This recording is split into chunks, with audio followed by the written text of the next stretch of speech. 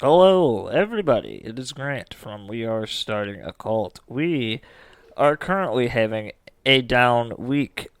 Um, the holiday, and I recently was exposed to some COVID.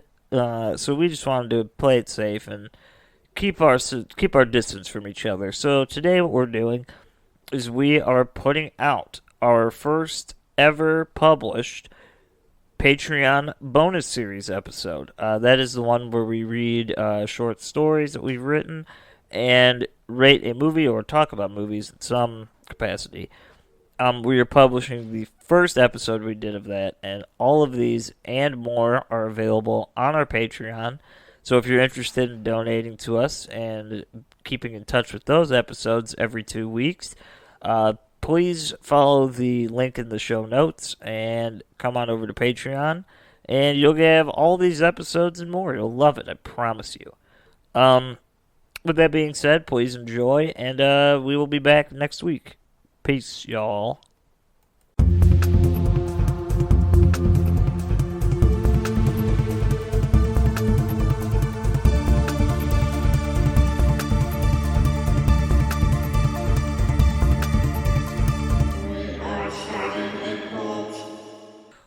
Patreon. It's Boy, been is a this while. nice. It Hello. has been a while, but we're back. Um, yeah, if you don't know who we are, then you're ridiculous because you're giving us money for something you're not even aware of. Which is sick. So but cool. I mean, don't cancel it yet because you're gonna love it. Yeah. Um, Yeah, no, it's good. I thought we said we'd come up with a title for this by now, but I didn't think about that until I right didn't- now. Yeah, me either. So we don't have a title Uh, yet. Dude, we should get. I think Griff was saying he was going to do like a new intro for this show. Yeah, we were talking to him Dude. about getting some new tunage all around. So many differences coming your way. But Yeah. for right now, we're just going to kick the shit and fucking talk about some movies, fucking read some stories that we wrote. Well, I want to tell you, we watched that movie Crawl. That's how it's going to start. Yeah. I'll give my rating at the end of my ramblings of the film because I'm sure it'll continue. But let me start by saying, not great. Takes place in Florida. Yeah, Hurricanes are involved. it's pretty much. Let me just tell you, I'm sorry. Don't worry. I'm not wasting your time. I'm saving you time by explaining this to you. Point of the movie is this chick is on the swim team at fucking Florida, the University of Florida, and there's a hurricane, and the whole time they're like, "Yeah, you all need to leave," but for some reason they're at practice still, and she leaves practice to go find her dad before they evacuate. There's like a 15-minute scene of her trying to find her dad in the basement. Yeah. This like never-ending labyrinth of a basement. Labyrinth. And she fucking finds him, and he's down there with like a busted up leg, and like he's got like a big old like slice. He's got a slice. He's kind of unconscious. And then there's just a giant alligator in the basement, just But a how it massive gets alligator. introduced, what do you know? It falls from the fucking sky. It just comes through a staircase. Yeah, it falls And through. then it's just there, and you're like, oh, fuck. Like, there were so many other problems going on, and that just kind of came out of nowhere. No explanation, really. It's kind of just like, there's a storm, and now here's an alligator. pretty much. And the dad regains consciousness, and he was attacked by said alligator in the basement. No, he was attacked by a different alligator. Oh, whatever. He was Now attacked there's by two of an them. alligator. Yeah, you're right.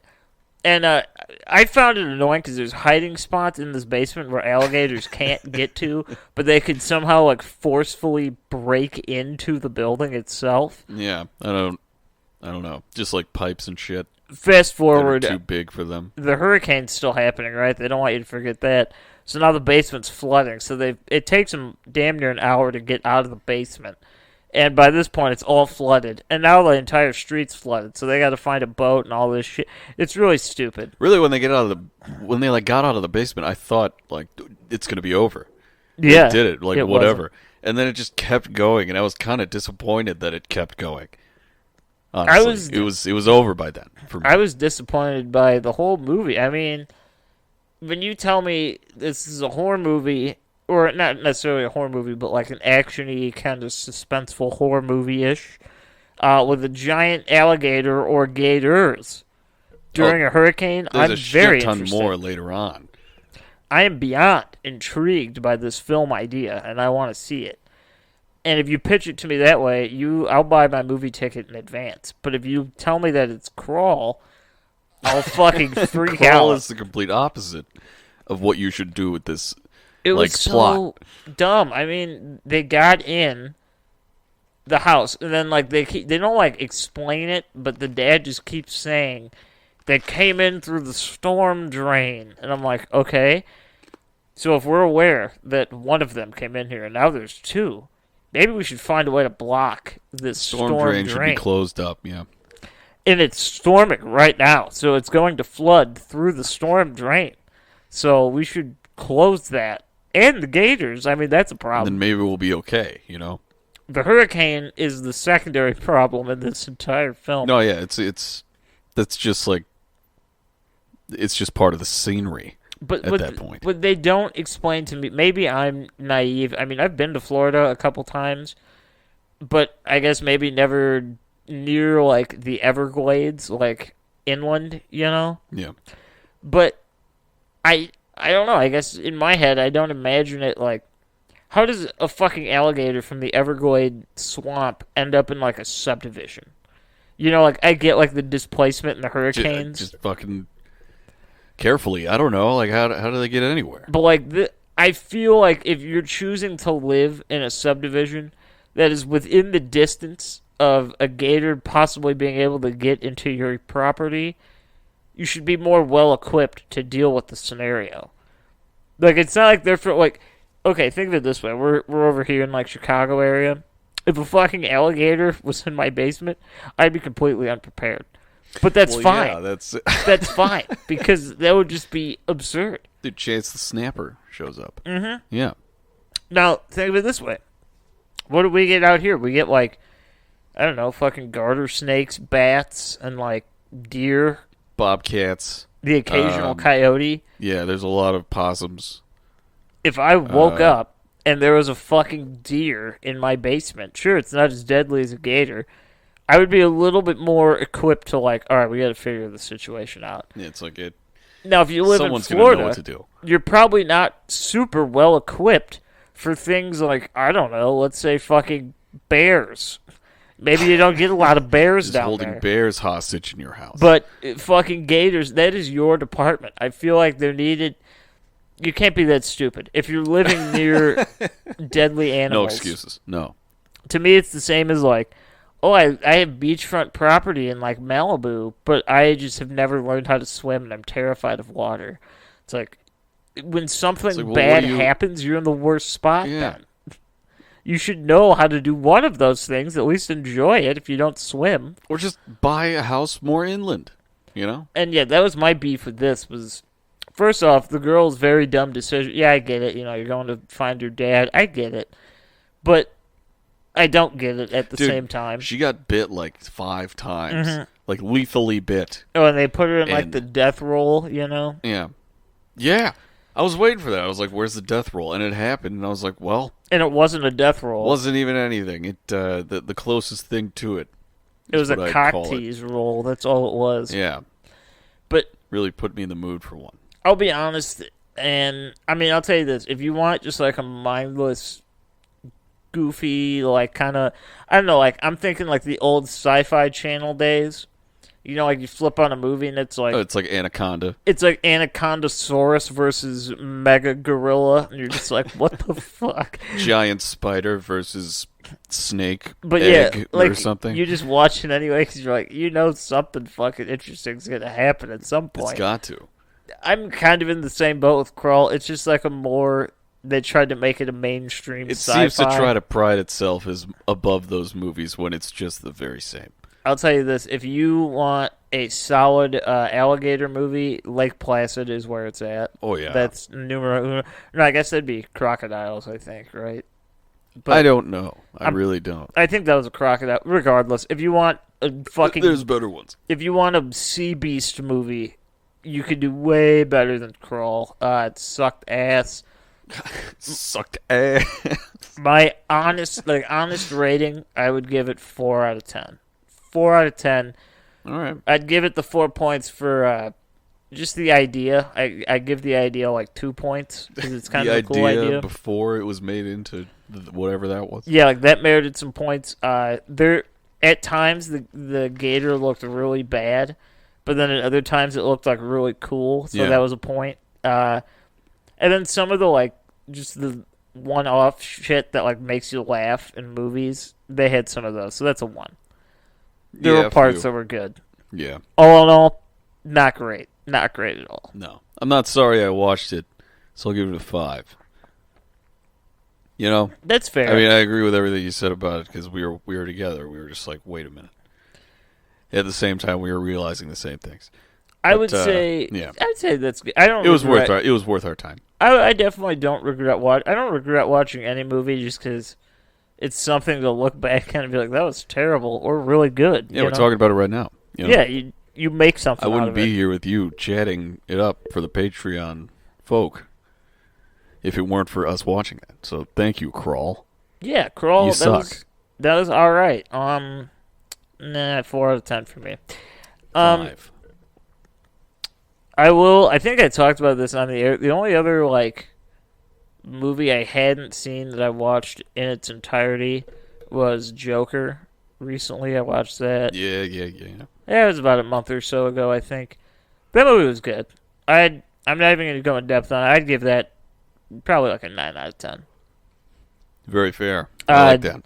Cool. 10 out of 10 is very, very almost impossible to get because that means it's like awesome. Yeah. At You least didn't think it was awesome? no, I did, but for me, there's moments in every movie, no matter how good it is, where it's like I'm watching, I'm just like, I don't like this scene, or like I'm bored. You're in like, here. this is not going to be what I remember. And like every movie's gonna have that, so I don't let that like say it's not like a fantastic movie, but it's just not perfect to me, you know. But Yeah. it doesn't mean it's not good. It's a high recommendation. It's a 9 out of 10. No, I love that movie. I refuse. I'd probably give it the same rating. Yeah, to be honest, I don't really know any movie I'd give like a 10 out of 10 to. I really don't. There's movies that like I like. Our standards are unreachable. Well, no, but it's like I don't know. I'm in that weird zone where like the movies that I would give a 10 out of 10 to clearly are like not perfect. So It's like they 10 don't out of merit the 10s 10 just out of to 10 anyway. drive home how much you like them. It's not like real. Yeah, like just it's like, not a legitimate rating. 100%. Yes. Like I would say at least to me the closest that could get is like maybe The Exorcist. And even then I wouldn't give it a full 10 for myself because I'm sure there's things in that movie that people like don't like or just like that's stupid or unnecessary. So Well, what other it people could never think isn't, that's not your opinion. Your opinion's your opinion. Yeah, but see that's what factors into my opinion because it's There's like other people's opinions. my rating, if I were to give just my rating, I would give a bunch of shit a 10 out of 10, and then my rating would be worthless. So I have to take into account the overall, like, the air surrounding the movie. Okay. Because All right. it's like the Evil Dead fallacy. That's what I'm calling it for my own purposes. If I had to say, I'd say Evil Dead 2, that movie's a solid 10 out of 10. But when you look at it subjectively, it's clearly not. Like, it's not. Like, I can admit that, you know? So, like, I can't, in good conscience, say it's a 10 out of 10 because it isn't. Yeah. And what 10 out of 10 movie has to rely on another movie coming before it, you know? Mm-hmm. No, exactly. Not. It's kind of just like, this is the context, and this is how we're going to knock it out of the park. And, yeah, so I would say, I mean, I guess if I had to give, like, any movies in my world, probably The Exorcist is the closest you're getting, like 9.9. Actually, you know what, I'll say I'd give that movie a 10 out of 10. It's pretty perfect to me. But that's for horror movies, at least. Yeah. If you're talking, like, No, I understand. I don't know, if you're talking, like, Titanic, I'm not, like, a fan of the movie, but I could objectively say it's a pretty solid, damn near 10 out of 10. No, it's pretty good. I do like all the death and destruction. That was, like, badass. In Titanic? Oh, yeah. Oh, yeah. That shit was those cool. Those scenes were insane. But, yeah, 10 out of 10s, they don't happen often. Nor do, 1 out of, or well, I guess 1 out of 10, 0 out of 10. That's not a real rating. 1 out of 10, I think, is just like That's like the worst. It's pitiful. like an idea that someone just said, no, that's stupid, and then they abandoned it. The movie never got made. That's a 1 out of 10. I can say I've definitely seen some movies that are like 1 out of 10 for real. Wait, what do you mean? Which ones? Oh, wait. Was it like Shark Exorcist? That's a 1, dude. Even if Shark Exorcist. if you want to get like totally real, I love the movie, but that movie with the puppets, like the horror movie with the puppets. Oh, Head? Yeah, Head. Yeah. That's a 1 out of 10. Like that movie's fucking No, it's not, dude. garbage. Head is great. The movie. How could you say that? Because the movie No. is trash. Everything about it not is trash. stupid. The actual You're like trash for saying that. the voice acting is just bad. Even the jokes are just so like cheesy. But I and feel just like that was there. all on purpose because it's so ridiculous. No, that's fine. It's not like completely unaware, like The Room or something. But if you step away from it and just analyze it from a like, you're just looking at it you're like you have to give this film an honest rating. You can't, even if you didn't enjoy it, you have to rate it honestly. No one could give that movie more than a 2. Like no one can. It's like I don't care how much you liked it. You have to objectively look at this film and say, why is this good? And why give is this facts. appealing to me? It's just like it's not. It doesn't mean it's not enjoyable. Because I'm in the mood for something awful. Because And it's just what you need. I would definitely watch that movie again without hesitation. But the point being the same. Yeah, there's a lot of shit. Most of those movies we watched on Amazon were terrible. The Inhumanwich. Dude, Inhumanwich was I fucking amazing. I would definitely give that one a 2 just for the execution. Man, I haven't listened back to those episodes. I wonder what we rated them back then. Because I feel like we rated that one very highly. No, I think we did. See, we were skewed. That's the problem. We were so young and naive. We were falling into the classic trap. Do you think Roger Ebert watches 50 movies in a weekend and writes 50 reviews? No, he probably does like 1 or 2 a week because, you got to keep it. It could be the only thing in your mind. You can't let other things taint your opinion. That's what this is now. So we watched, the new incarnation. Like, I feel like if we went back to it, or even like that Peter Jackson movie, the one with the pig people. Yeah, what was it? It was a cool movie. What was that movie called? I couldn't even tell you. I really couldn't tell you. But they're like the aliens. It's like the alien fast food chain harvesting like humans. Story-wise, that movie definitely surpasses like a 3 out of 10 just for story.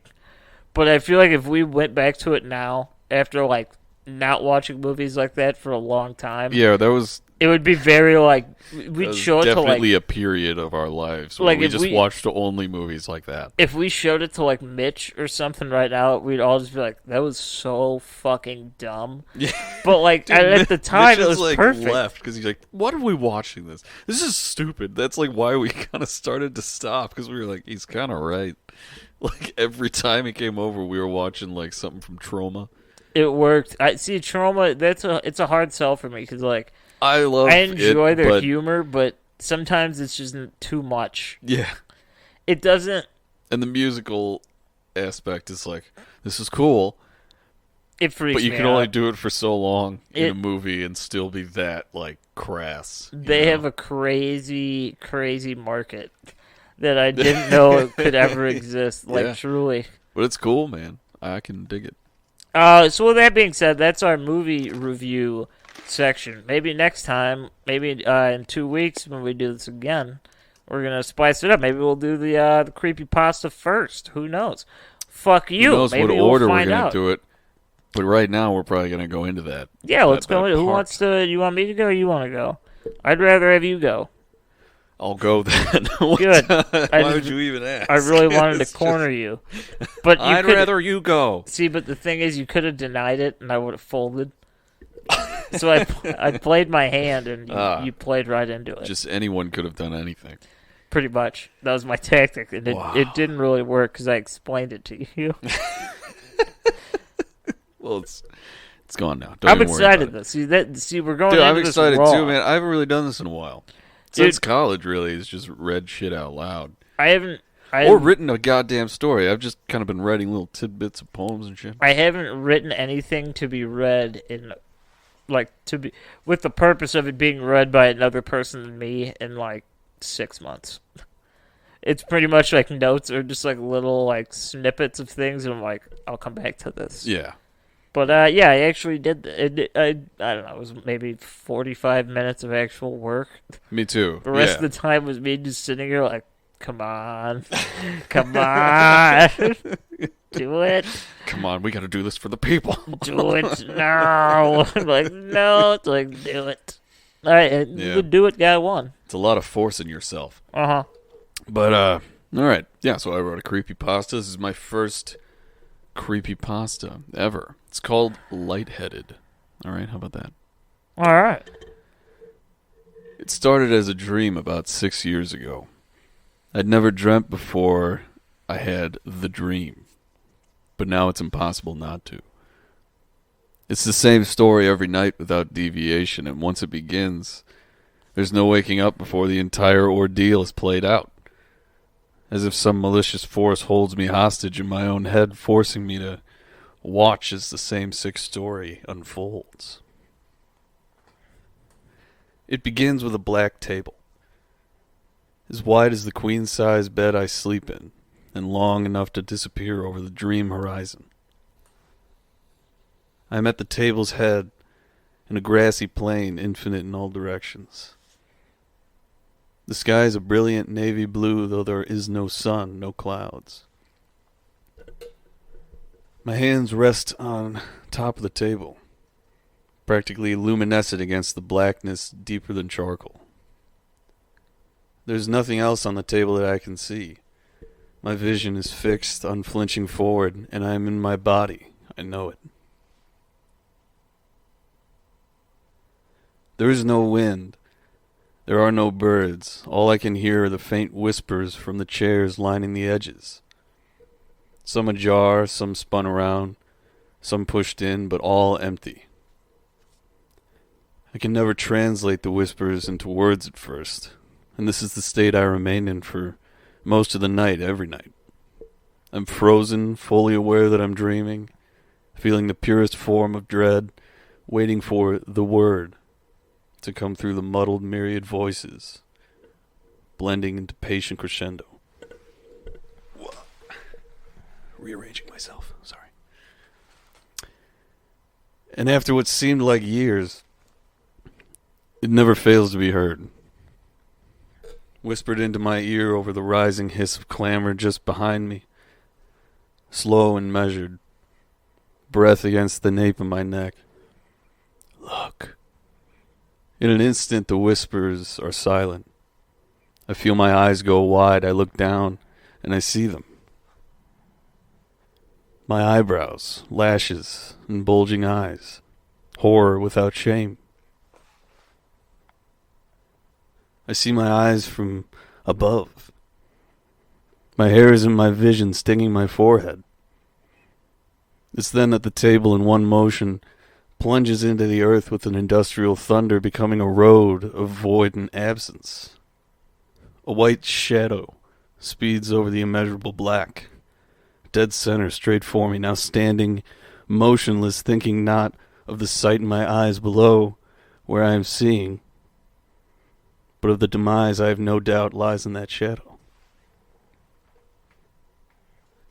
My eyes below my sight cry, and the white shadow comes as an arrow, envelops all I see, and in an instant, it's morning.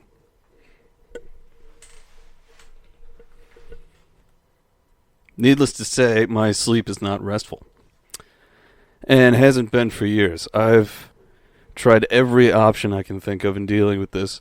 Sleep studies, therapy, and I've lost count of how many different medications. But this dream never fails to be waiting for me just behind the veil of consciousness. In a twisted way, I began growing somewhat tolerant of my nightly demise. That is, until about a year ago. I woke up one day in the normal, dreadful fashion that has become my norm. Cold sweats, racing heart, the splitting headache in the center of my forehead. But on this particular morning, as I took a piss, I caught my reflection. A slight redness in the middle crease of my forehead. Upon looking closer in the mirror, I raised my finger to the red spot and touched it, ever so slightly. What followed was the most intense and specific sensation of pain that I've ever experienced. It could best be described as the feeling of sand thrown in one's eye, but confined to a single point of redness, shooting straight through my head and lodging in the back of my skull, an eye unable to blink. I fell to the ground in agony, crying through my real eyes the pain would not subside for hours. No one could help me. No one can help me. My condition, for lack of a better word, has never been seen before. There's not an individual alive that I've come across that has any insight. I've taken to wearing a headband securing a small and shallow cup I placed over the affected area so nothing can touch it. And that's not all. The redness quickly turned to a scab-like brownish red. That sense has grown and wept and emptied and hollowed into a divot large enough to place a golf ball into. The dreams remain consistent every night, and every morning I inspect the growing chasm centered above my eyebrows, and am sure that to never make the mistake of touching it once again.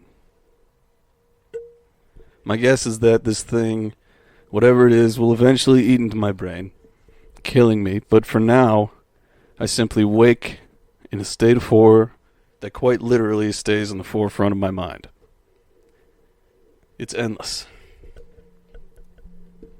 And one final detail before I end this short, whatever this is, explanation, death note, cry for help. During my daily inspection of the wound to see what's been eaten away overnight, there have been times that the breeze blows through the bathroom window. When this happens, I can feel the cold sweat on my brow freeze. My eyes lock wide, and the wind, through my slowly eaten absence of a forehead, whistle a slow, measured whisper. Look. Ooh. So that's it. That was scary. That's my story. And depressing and real. Isn't that just insane? Wouldn't that be terrible? Are you afraid? No, it would be the worst. Terrible doesn't describe it. You're like, that'd be pretty bad, wouldn't it? Like, yeah. Wouldn't that just be awful? Grant? You're onto fucking something there, What if pal. you had terrible dreams, never got rest, and then you just had this chasm, like a pimple? That's just unreal. It's Yeah. not fair. I like it. What was the name of it? It was called Lightheaded. Lightheaded. Lightheaded. Well, I'm a little lightheaded, dude. I fucking never was able to figure out when to breathe when storytelling. So I'm just like, oh, you just do it, dude. Between times, and I'm just like, oh god. Yeah, just who gives a fuck? You just do it. Like, I gotta breathe, dude. Fuck you. I do gotta breathe. You're like, right. you want my information. I gotta do the little sharp, like. My information only Yeah, like comes some of out those. when I breathe. So you have to let me. No, it's true. But no, that was good. That was a great one. Thank you. It's called Lightheaded. What about yours? I like it. I like you. Whoa, baby. Get on with it. What is my... I didn't really have a title for this. Ooh, Untitled. It is saved as The Child. Just because I needed it to discern for my own self. All right, The Child by Grant Bradkey.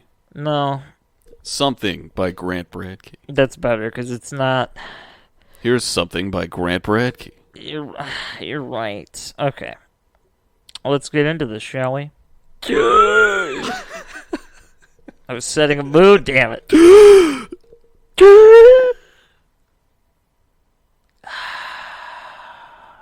That was it. What did you think?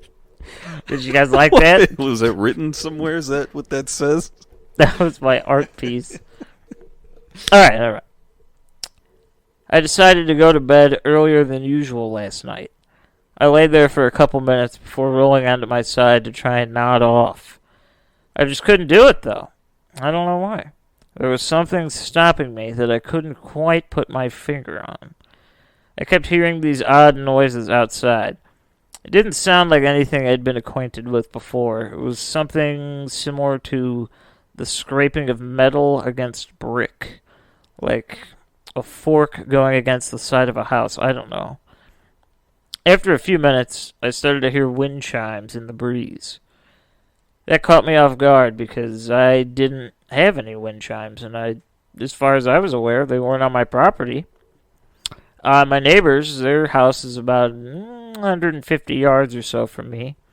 So even if they decided to put some out, I don't know why I would have heard those. I was thinking I'd get up and give them a call and say, hey, did you guys put the wind chimes out? But then it dawned on me that that was not reasonable to do at this hour. Not only was it late, but it was very, very cold, frigid. The type of cold that would gnaw away at the skin that's been exposed. I tried very hard to go to sleep, but something just kept holding me back. I felt uneasy. The air in my room. I did like the little William Shatner thing. The air in my room. The air in my room. Oh, sorry. The air in my room didn't seem as crisp as it usually did. As a matter of fact, it felt slightly electric. I didn't know what to make of it. It was about 2 a.m., and I believe I was nodding off just a little bit when I heard a soft tapping on the door. I didn't want to answer, but for some reason, I shot out of bed and was walking towards the door. In my head, I was arguing with myself that I shouldn't even be answering the door at this late, but by the time I came to that conclusion, I was already reaching for the door handle. I don't know if I was in some kind of haze or if I was still asleep, but it didn't seem like I was physically doing anything with my muscles. I peeked through the window slightly. It's about a foot long on the left side of the door, and I tried to do it very stealthily. I saw a little kid standing there with a Hawaiian t-shirt on. I opened the door, and he asked me if he could come inside to call his mom. I was just about to say yes, but then I finally got a good look at his face. It was pale and sickly. There was no color on it at all. It was gray, stretched over his bony complexion. You could see hints of blue twisting through the gray skin. His eyes looked a deep black. Everything, not just the iris, everything surrounding. It didn't make any sense to me. This is the first time that I'd ever seen anything like this. It sounded like he spoke to me in English, but I guess. I just slammed the door and took a step back, trying to gather my composure. There was a moment of hesitation, but before I could move again, he began pounding on the door. It was almost as if he was punching the door. The door frame was shaking as well as the window. Every thump that I heard left a pit of pain in my stomach. Every so often it would pause for a moment and then continue once more. I couldn't move. I just let the pounding continue. I was afraid that if I opened the door, I would be attacked by some otherworldly force. All of these ideas began racing through my head. I thought about calling the police, or my neighbor, or my mom, or my dad, but there was nothing that any of these people could do. The door continued to rattle as I sat on the floor in a puddle of urine. After about 90 more seconds, the pounding ceased. I was stuck with fear, refusing to move simply because I didn't want to be in the line of sight of whatever was out there. I finally gathered the courage to get back to my feet, and I looked out the window. I saw nothing. There was some fresh snow on the porch that had been untouched. I didn't understand that. I could have sworn I just saw a child standing there, and I could hear them pounding on the door, but not even a footstep. I went back into the bedroom and threw the blanket over my head as fast as I could. The scraping noise outside of my window grew loud, and I held the blanket tighter to my skin. I could feel myself losing consciousness as my grip began to release the blanket. Just as I was drifting into sleep, The door knocked once more. This time I didn't get up. I just laid in bed, peeking out of the bottom of the blanket. After about 5 minutes or so, the pounding stopped once more. I pulled the blanket all the way down to my waist and looked into the bedroom to see if everything was back to normal. I'm not sure what I was expecting to see, but I felt that I had to look. Everything seemed normal. The scraping outside the window hasn't stopped, but everything inside was fine. Then something caught the corner of my eye. It looked like a shadow, but it had more definition to it. It had 3 hands, 4 legs, and 1 arm, and what appeared to be a slight grin on its face. The left side of its body contained the armed appendage that was now reaching towards me. I closed my eyes even tighter, hoping that this would all be gone when I opened them. I peeked open my left eye, and it had moved about 3 feet closer to my bed. It continued to look at me with these dark red eyes. It began moving closer to me, gyrating left and right as it hobbled closer to my bed.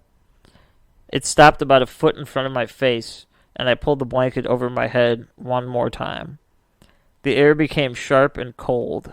No movement.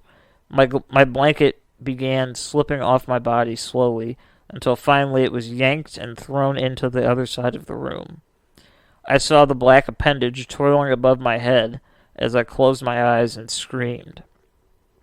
The next thing I knew, I could hear the front door opening. I heard these heavy footsteps clap onto the wood floor. I didn't hear anything else besides the footsteps, but I had a feeling I knew it was that kid in the Hawaiian shirt. I ran into the other room. I was hoping to get my cell phone, not only so I could escape the black mass, but I had to call somebody. I knew I was going to call the police. In a rushed and sleepless panic, I dialed 9 instead of 911, which was my dad's number, on speed dial. It just sat there ringing and ringing. I don't know what I was thinking. As soon as I turned, I saw the child standing in the doorway. I heard my dad on the phone. Hello? The boy walked a little bit closer, and he extends out his left hand before everything went black. I woke up around 11 a.m. in my bed like I usually do. On my right side with my left arm extended over the edge of the bed, the blanket cupping the bottom of my naked ass. Everything seemed normal. It wasn't until I got out of bed that all of these memories came rushing back to me. I ran to the front door and saw that it was unlocked. It was closed, but I specifically remember locking it before I went to bed and double-checking it after I heard the knocks. I saw flakes of snow right inside the doorway, almost as if they fell off somebody's shoe not moments ago. There was no sign of forced entry into the house. There wasn't even really a sign of entry at all. Everything looked completely fine. I went into the bathroom to look at myself in the mirror. No, everything was there. It wasn't until later in the morning, when I went into the kitchen to get breakfast, that I saw something that seemed slightly out of the ordinary. It was a smudge on the window. As I rolled up the blind, I noticed a handprint on the window in the kitchen. A very small hand, as if it were from, I don't know, maybe someone between the age of 6 to 10. Underneath the handprint, I saw a sticky piece of paper that had been folded multiple times and stuck right on the corner of the sink. I opened it to read chicken scratch writing. All I needed was to borrow a single packet of taco seasoning. You people are so stubborn. I hope you sleep well knowing that my chili was absolutely ruined because of you. Mm-hmm. What? That was terrifying. You see, the black-eyed kid just wanted to borrow some chili mix. But he was still a black-eyed kid? Yeah, but he wasn't just like a disgruntled neighbor who was like, how could you not loan this to me? No, it's just a black-eyed kid. He wanted to make some chili, and he couldn't because the guy wouldn't let him in. You're the master of the twist, Grant. It's I love that. That was fucking awesome. It's not even a twist. It's nothing. Yeah. Didn't expect it. It's, yeah, see...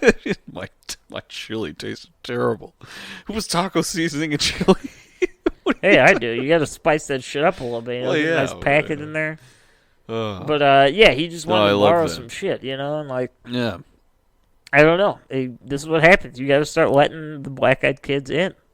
I don't know if that's the thing to take away from this. Are you Maybe sure? just leave some taco seasoning out on your porch. Just let them take whatever they want, and they'll leave you alone. Yeah. But let's just say this was part 1 in a continuing saga that will continue in 2 weeks when we come back with It a will. fresh new It episode. is true. Those were our stories. We're gonna hone in. We're gonna write. We're gonna keep doing it. We're gonna keep watching movies as well You're guaranteed right. for y'all here on Patreon. Thank y'all so much for being yourselves Yeah, very much so. and doing the thing that allows you to listen to these. If you're, tune into this, you probably know us. Give us an email or shoot us a message or text us or whatever, and Yeah. let us know what movie do you want us to watch next. Do you want to hear a Any movie specific thing? suggestions? If not, we'll just keep picking them. But if you guys have a recommendation, We're throw it here our for way. you. We're at We'll- your whim. we'll rent it or buy it or download it or whatever we got to do. We'll watch it and review it. Is it your movie? Did you make it? Send it. Send Sure. it to us. We'll review it.